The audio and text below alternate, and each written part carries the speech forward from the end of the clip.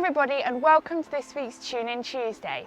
Now, during lockdown, my Tune In Tuesdays took on a greater educational aspect as we explored some of the most well-recognised species found along the Cornish coastline.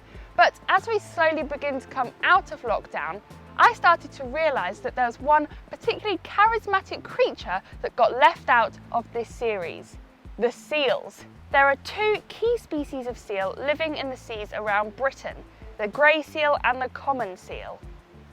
Grey seals are a globally rare seal species that are only found in the North Atlantic.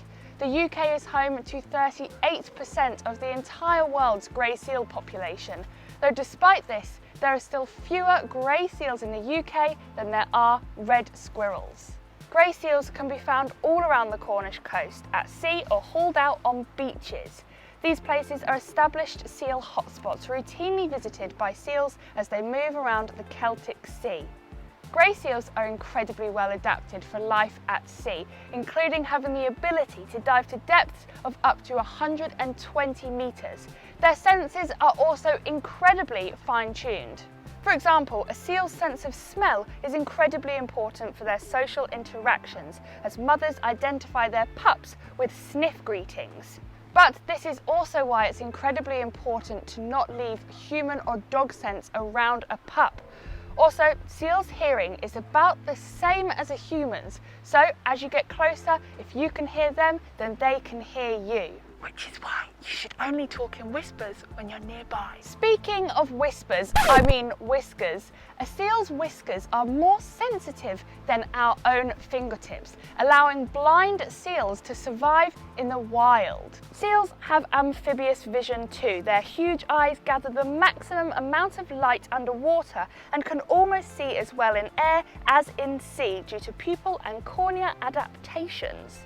Now, you may be able to see my dog Bella here behind me, and she prances around this beach like she owns the place. But the true sea dogs that own these lands are the seals, and we are incredibly lucky to routinely see them along our coastline. But unfortunately, these seals need our help. As lucky as we are to share our coastline with such a large proportion of the global grey seal population, we're also incredibly lucky to have the Cornwall Seal Group Research Trust working tirelessly to conserve these populations for the future. But like the global grey seal populations, Cornwall Seal Group Research Trust need your help. Over the last 20 years, the Trust's pioneering research, coastal monitoring, education and outreach, and their award-winning photo identification has been absolutely critical to the conservation of these creatures. During this time, they've processed over 1 million photos, identifying over 72,000 seal IDs. They know the seals that they met in the year 2000 are still alive today.